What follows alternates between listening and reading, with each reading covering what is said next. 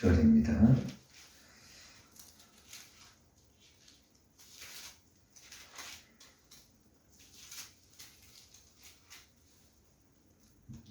부터 12절까지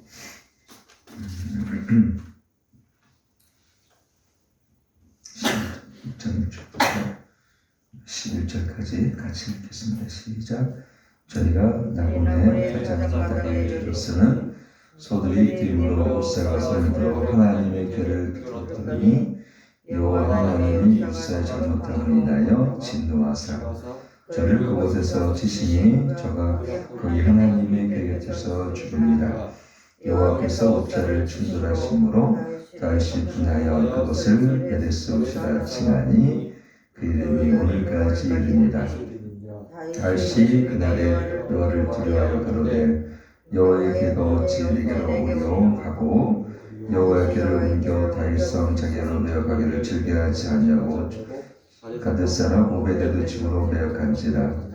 여호와의 궤가 가드 사람 오베데도의 집에 섭들을 있었는데 여호와께서 오베데돔과 그 온 집은 복을 주었더라. 아멘. 어저께 말씀드린 것처럼 저 12지파의 왕이 되고 나서 다윗이 가장 먼저 했던 것은 이 변방에 또 외진 곳에 있던 이 법궤를 그가 있는 예루살렘 즉 다윗성으로 옮겨오는 것이라고 제가 말씀을 드렸습니다. 어쨌든 다윗의 가장 큰 관심은 정말 이전에 그게 소중히 여겼던 그 법궤를 옮겨오는 거였죠. 이게 이제 다윗이 얼마큼 하나님께 영적으로 민감해 있는지를 알 수 있는 부분이죠. 우리가 살아가면서 어저께도 말씀드린 것처럼 우리가 가장 먼저 생각나는 것, 또 우리가 가장 먼저 실천하는 것, 또 아침에 일어나면 가장 먼저 하는 것이 뭐냐 이거죠. 그것이 우리의 하나님께 드려지는 삶입니다. 그래서 기도가 없는 삶, 그냥 하루 종일 하나님과 전혀 교제가 없는 삶, 그러면서도 불구하고 전혀 우리가 하나님의 이 임재를 우리가 구하지 않는 삶이라면, 벌써 그런 삶이라면 우리는 사울과 같은 삶을 살아가는 것입니다. 근데 다윗은 매사에 하나님 앞에 민감했고 그 마음이 또 민첩했어요. 여러분, 우리가 하나님 앞에 민감하고 민첩하다는 건 무엇입니까? 늘 하나님의 기뻐하는 삶을 위해서 그 마음이 하나님께 집중되어 있다는 것을 의미합니다. 그러나 이 옮기는 과정 속에서 오늘 뜻하지 않은 참담한 일이 오늘 일어나죠. 그래서 나곤의 타작마다에 6절 보니까 소들이 뛰었다 이렇게 했습니다. 우선 법궤를 다윗성으로 아비나답의 집에서 갖고 오기 위해서 아비나답의 아들 우사와 아이오가 수레를 몰게 되었습니다. 근데 여기서 상상해 볼 수 있죠. 우리나라도 보면 그 수레가 있었죠. 옛날에 소와 달구지라고 그러죠. 그 수레 위에다가 이 법궤를 몰고 거기 아비나답의 아들 우사하고 아이오가 수레를 이렇게 몰고 있는데 갑자기 예상치 않은 상황이 이게 발생했는데 그 6절 나곤의 타작마다에 소들이 뛰었다. 뭔가 놀라서 뛰었는지 소들이 날카로운 못을 밟고 뛰었는지 모르겠지만 그런 말미암아 하나님의 궤를 붙들었더니 글쎄요. 이게 법궤가 땅에 떨어지려고 했던 거겠죠. 법궤가 수레에서 흔들리니까 율처 겉에다가 이렇게 시키면 떨어지지 않게 이제 견고하게 된 게 아니기 때문에 평평하잖아요. 밋밋하니까 수레가 떨어지는 것을 우사가 이렇게 잡은 거예요. 이렇게 떨어지고 이렇게 딱 잡았어요. 사무엘하 6장 6절 좀 보고 있는데요. 7절 보니까 뭐라고 얘기했습니까? 여기 보면 여호와 하나님이 우사의 잘못함을 인하여 진노하사 저를 그곳에서 치시니 저가 거기 하나님의 계획 곁에 죽으니라 그랬습니다. 여러분, 저는 가끔 이 말씀의 본문을 보면서 하나님께서 정말 우사가 다른 것도 아니고 법궤를 운반하다가, 그것도 하나님의 법궤가, 그 존귀한 법궤가 땅에 떨어질까봐 막았는데 왜 하나님께서 우사에게 진노하셔가지고 우사를 쳐서 죽게 하셨을까? 가끔 이 본문을 읽을 때마다 하나님이 너무 엄격하신 거 아닌가, 이런 생각을 제가 들 때가 있었습니다. 분명히 법궤를 들고 오는 것, 또 법궤가 떨어진 거 막는 것은 분명히 선한 것이잖아요. 선한 의도였고, 그죠? 근데 우리가 여기서 잘 알아야 될 게 뭐냐면, 하나님의 법이 어떤 것이냐. 민수기 4장 15절 보면, 여러분 펴서 읽으시면 좋겠네요. 민수기 4장 15절 보면 어떻게 기록이 되어 있는지, 이 법궤를 옮길 때 이 성소의 모든 도구라든가 이 모든 것들을 하나님은 반드시 하나님의 법으로 지켜야 되면 이렇게 그들에게 알게 하셨죠. 4장 15절 같이 한번 읽겠습니다.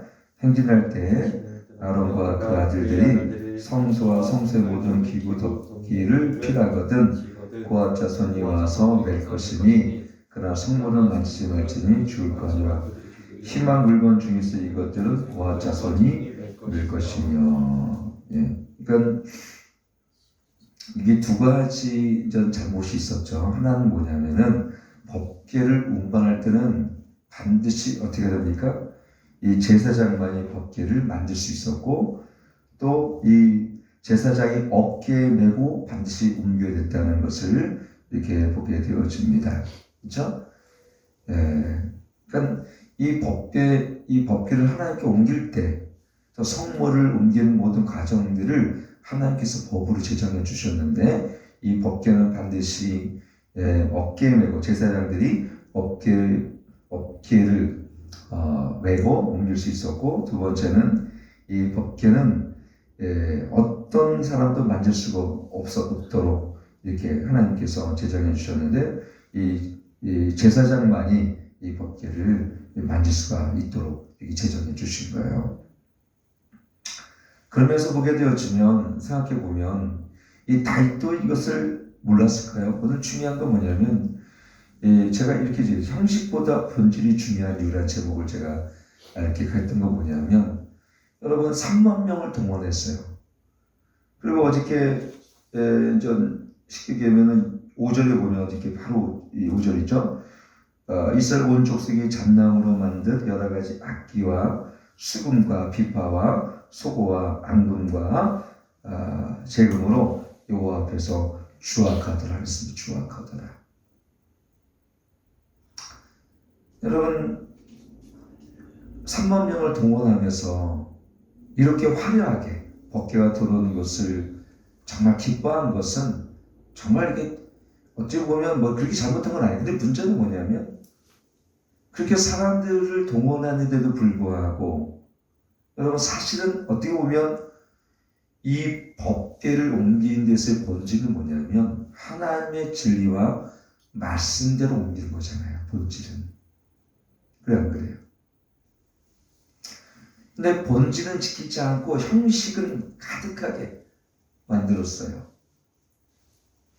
이게 바로 이 다윗이 그래도 이 법궤를 제일 먼저 가져오고, 정말 3만 명을 뽑아서 거기에 이제 악기를 동원해서 법궤를 떠는 것을 환영하고, 정말 이걸 함께 그들에게 이 법궤에 대해서 다시 기억나게 하고, 이 하나님의 임재의 상징인 그 법궤를 생각나게 한 것은 너무나 잘한 것이죠. 근데 문제는 뭐냐면 이걸 가져오는 과정 속에서 충분히 이 다윗이 알만했었고, 거기 있는 사람 중에 제사장이 왜 없었겠습니까만, 이 과정들을 어떻게 했어요? 하나님의 법을 무시하며 그 법궤를 나눴고, 우사도 하나님의 법궤가 떨어지는 걸 손으로 결국 잡을 수가 없는 문제인데 잡았기 때문에 하나님께 진노하셔서 거기 죽었다는 것입니다. 이로 인해 수많은 백성들이 사실 두려움을 가져다 주었다는 것을 이렇게 보게 되어집니다. 오늘 여기서 깨닫는 하나님의 진리는 어떤 것입니까? 우리가 아무리 선한 의도로 할지라도 그것이 하나님의 진리에 벗어나는 것은 안 된다는 교훈을 우리 본문은 주게 되어 있어요. 문제는 뭐냐면 예배도 마찬가지죠. 예배는 우리 분명히 요한복음 4장이고 이사야도 말고 저사야도 말고 즉 그린 휘자도 아니고 예루살렘도 아닌 이제 어떻습니까? 신령과 진정으로 예배할 때가 오냐 했어요. 예수님께서 이 땅에 오심을 통해서 휘장이 위로부터 아래로 찢어지고 예수님의 십자가 죽으심을 통해서 이제 제사가 이제 회해지고 우리 안에 우리 모두가 제사장처럼 되어서 어떻습니까? 우리는 하나님의 보좌 앞에 그 보혈을 힘입어 누구라도 나갈 수 있게 이게 만들었습니다. 그렇다면 우리 예배가 신령과 진정으로 드려진 예배들이 여러분 생각해 보시죠. 겉으로는 화려한 거야. 똑같은 거죠. 마치 콘서트처럼 악기를 다 동원하고. 그러나 본질은 어떤 것입니까? 하나님 되게 예배하는 것은 뭐냐면 신령과 진정으로 예배하는 거예요. 거기는 in Holy Spirit, in Truth라고 얘기하고 있습니다. 성령 안에서 말씀의 진리로 말미암아. 그리고 가장 중요한 것은 이거죠.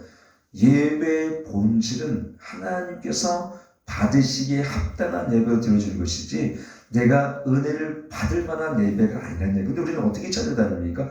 내가 은혜를 받을 만한 예배를 찾아다녀요.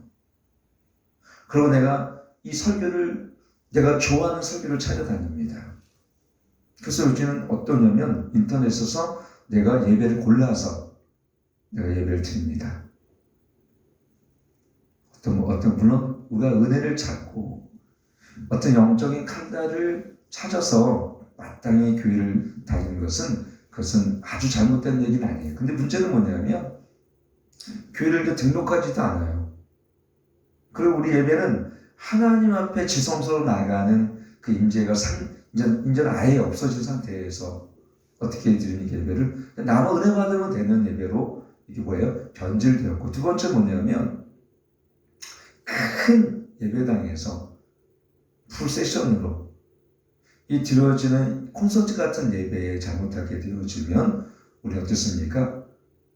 사람이 만든 예배의 어떤 하나님의 임재보다는 인위적으로 만든 콘서트 같은 분위기에서 마치 성령이 주는 감동처럼 느껴질 때 그때 가장 위험한 거예요. 그때 가장 위험한 거예요. 본질은 뭡니까? 내가 하나님을 이 예배 가운데 완전히 우리의 마음을 드려지는 성령 안에서 드려지고 진리 안에서 그리고 그 예배는 반드시 뭐 해야 됩니까? 하나님 중심적이고 두 번째는 예수 그리스도의 중심적이며 세 번째는 성령의 임재가 있는 그런 살아있는 예배가 돼야 되는데 요한계시록 4대 교회처럼 분명히 산 것 같은데 죽어 있어요. 라오데 교회처럼 자기는 부족함이 없다 그랬는데 예수님 보시기에는 뜨겁지도 않고 차갑지도 않아. 내가 너를 토해내겠다고 말씀하시는 거예요. 여러분 우리가 자기 자신이 자기를 참 뜨겁다고 생각하는 사람이 있어요. 근데 그것이 감성적 터치인지 성령이 주신 에토스 즉 성령의 감동을 통해서 일어나는 내 안에 거룩한 열정인지 여러분 욕망과 열정이 달라요. 오늘 다윗이 했던 이 형식들은 솔직히 얘기하면 나쁘진 않았어요. 근데 문제는 뭐냐면 형식도 본질이 세워지고 하나님이 기뻐하시는 본질에 입각한 형식이 있어야지 본질은 다 무너져 있고 즉 복음이 없는데 구도자적인 예배를 드린다고 막 콘서트식으로 드리면서 왜 한국교회가 이렇게 어려워졌느냐 다 물량주의 쉽게 얘기하면 외형주의라는 거예요. 겉으로는 정말 그럴싸한 우리 예배를 디자인합니다. 이거를 콘서트식으로 퍼포먼스를 만듭니다. 내 문제는 뭐냐면 우리 성도들에게 진정한 예수의 피의 복음을 우리가 정확하게 전달하지 않았기 때문에 우리가 예수님에 대한 열망을 갖고 나가야 되는데 음악적인 장르에 우리가 열광한다면 똑같은 거예요.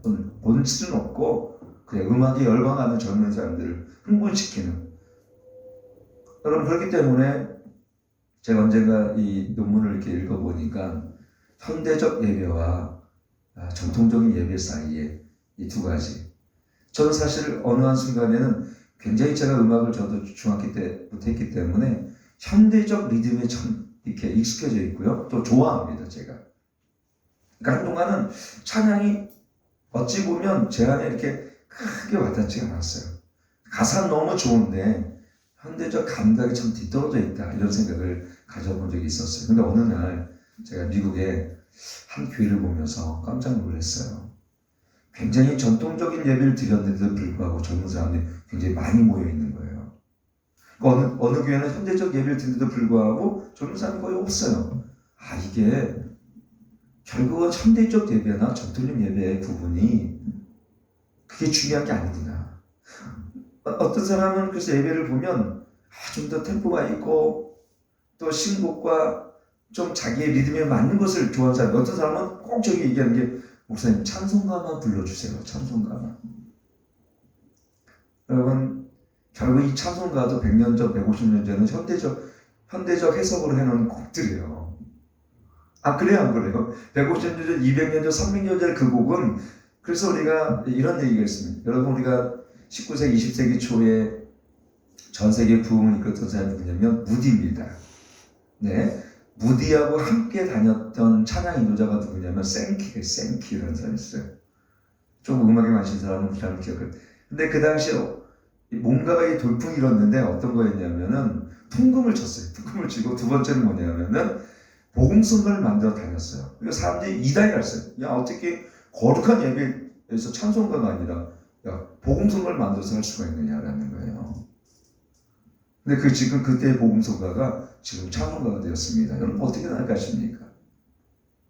그 당시에 현대적인 것이 지금은 고전적인 찬송가가 되었고, 지금의 현대적인 것이 100년 지나면 고전적인 찬송이 되는데, 뭐가 현대적이고 뭐가 고전적이고 전통적입니까? 중요한 건 뭐냐면 그 찬양의 가사도 물론 중요합니다. 찬양의 가사가 너무 복음을 벗어나고 자기 영민을 불러일으키는 찬양으로 간다면 분명히 문제가 있지만, 문제는 뭐냐면 그 찬양의 가사를 대하는 우리의 마음이 중요해요.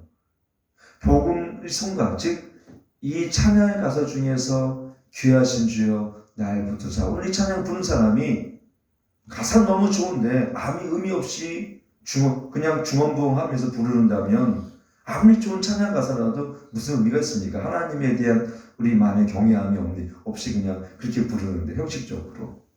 본질은 뭡니까? 그 찬양을 하나님께 올려드리는 우리 마음의 중심이 중요한 거예요.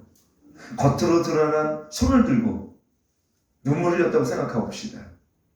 내 마음에는 하나님께 드려진 경외감이 없다고 생각한다면 그건 어떤 것입니까? 두 마음을 가진 것이고 형식적인 거잖아요. 누가 그랬습니까? 바리새인들이 그랬어요. 겉으로는 정말 거룩한 채 있습니다. 누구보다 하나님을 사랑하는 채 있습니다. 그러나 그들 마음에는 어떻습니까? 회친한 무덤처럼, 예수님 말씀하신 회친한 무덤처럼 속은 썩었지만 겉은 깨끗한 채라는. 오늘 여러분 마찬가지, 우리가 주님 앞에 드려지는 것이 혹시나 진짜 기타 하나 가지고 드린다 하더라도 문제는 뭡니까? 우리 마음의 중심이 얼마큼 하나님을 경외하고 얼마나 하나님의 임재를 초청하며 얼마나 하나님을 갈망하는 것이 중요하지, 이 예배가 누가 말씀을 전하고 그리고 이 누가 찬양을 하는지, 근데 우리는 거기만 있습니다. 누가 설교를 하는지. 중요한 거는 설교사보다 중요한 거는 그 설교사 통해 우리 안에 선포되어지는 그 말씀에 대한 여러분의 믿음과 경외감입니다. 근데 우리는 어떻게 좋은 설교자, 좋은 찬양 인도자, 좋은 교회, 화려한 이러한 이것에 대해만 너무 익숙해져 있다 보니까 마치 우리가 열왕기상 19장에 보면 어떤 얘기가 있습니까? 갈멜산에서 850들을 이겼던 엘리야가 이세벨이 그를 죽인다고 오니까 갑자기 낙심이 되어서 로뎀나무 그를 숨었다가 나중에 동굴로 피합니다. 근데 거기서 하나님 음성을 들어요. 지진이 일어날 때도 불꽃같이 일어나는 거기에도 천둥번개가 쳐도 하나님 음성이 들리지 않는데 하나님께서 세밀한 음성을 들려주세요. 여러분, 하나님은 우리가 생각하는 방법으로 임재하시지 않아요. 때로는 둘이 모인 곳에, 때로는 저 시골과 같은 누가 봐도 하나님이 역사일 것 같지 않은, 그러나 정말 지금도 정말 이제 솥벽을 치면서 그냥 예배하는 저 시골에 있는, 아니면 섬에 있는, 아니면 저 아프리카에 있는 그 교회에 우리보다도 덜 현대적이고 덜 세련되어 있지만 그들의 마음의 중심이 순전하고 하나님 얼굴을 구하며 하나님을 갈망한다면 하나님은 어디 계시겠어요? 하나님은 그곳에 그들과 함께 임재해 계신다는 거죠. 본질은 얼마나 많이 모여있고 얼마나 많은 세션이 있고 얼마나 좋은 찬양을 들으며 그게 본질이 아닙니다. 본질은, 법궤는 하나님의 임재의 상징이에요. 우리가 그것을 하나님의 얼마나 진리 안에서, 얼마나 성령 안에서 우리의 마음의 전심을 다해 얼마나 우리 마음의 중심으로 하나님을 사랑하느냐. 여러분, 저는 예배는 결국 하나님의 사랑이라고 저는 생각해요. 사랑이 없는 예배는 어떤 것입니까? 그것은 아무리 이 예배를 잘 계획하고 아무리 예배를 순서를 잘 짜더라도 여러분, 각자 한 사람이 하나님을 사랑함이 없이 여기 참석한다면 그것은 뭐예요? 죄송하지만 그것은 형식적이고 외식적이며 아무것도 아니에요. 종교적 노름입니다. 여러분, 예배를 드릴 때 물론 우리가 은사를 받기 원하고 은혜를 받기 원하는 것도 중요합니다. 그러나 가장 중요한 건 뭐냐면 이 예배의 주인이신 우리 주 하나님, 그리고 우리 주 예수 그리스도, 내가 그분만을 사랑하고 그분만을 경배하며 내 온 마음을 다해 주님을 사랑하는 그 마음으로 마치 마리아가 옥합을 깨듯이 주께 부어드리는 그 마음이 가장 중요한 거예요. 그래서 우리 마음이, 예배자들의 마음은 첫째는 하나님에 대한 열망, 두 번째 뭐냐면 진리 안에서, 세 번째 뭐냐면 선한 마음으로, 예배자가 선한 마음으로 다른 거 생각, 오직 주님께 대한 갈망으로 나올 때 그것이 하나님께서 기뻐 받으실 만한 예배라는 것을 이렇게 보게 되었습니다. 왜 하나님이 우산을 주게 하셨을까요? 그것은 첫째는 다윗의 큰 잘못이었습니다. 두 번째는 제사장들의 직무유기였습니다. 겉으로는 3만 명을 동원했지만 하나님이 이 민수기 4장 아까 읽었던 15절 말씀, 이걸 반드시 말씀하셨는데 그는 하나님의 법을 무시했고 그 진리를 지키지 않았어요. 깨달았죠. 모든 사람이 이게 결국은 아니구나. 결국 하나님의 법궤를 옮기는 이 사소한 문제까지도, 그들은 사소하게 생각했을지 모르겠어요. 이 법궤를 옮기는 이 모든 문제까지도 하나님의 진리를 따라 우리가 해야 되는구나라는 것을 깨닫고 결국 이 법궤는 오베드돔 집에 3개월 동안 머물면서, 그 3개월 동안 머물면서 하나님은 이 오베드돔 집을 어떻게 했습니까? 큰 복을 내리게 되어집니다. 사실은 다 무서워서 피했던, 다윗도 무서워서 피했는데, 근데 오베드돔은 이 3개월 동안 이 법궤를 잘 하나님 섬기듯이 아마 가정에 거기다 섬겼겠죠. 여러분, 결국은 하나님을 향해서 섬기고 희생하고 헌신하는 자를 하나님은 반드시 복을 주십니다. 그냥 하나님은 공짜가 없었어요. 저도 그렇더라고요. 제가 이렇게 목회하면서 제가 어떤 때가 힘들고 있잖아요. 그럼 하나님은요, 우리를 막 소처럼 부려먹으신 분이 아니시더라고요. 반드시 제가 말씀을 이렇게 준비하지 않습니까? 가장 먼저 은혜 받는 사람은 저예요. 제가 이 말씀을 준비하면서 잃어버렸던 하나님에 대한 이런 하나님의 법도를 다시 기억하게 하시고 은혜를 깨닫게 하시고 가장 먼저 저를 이 말씀을 통해서, 진리를 통해서 저를 새롭게 하세요. 그러니까 가장 이 말씀을 증거하는 수혜자는 저입니다.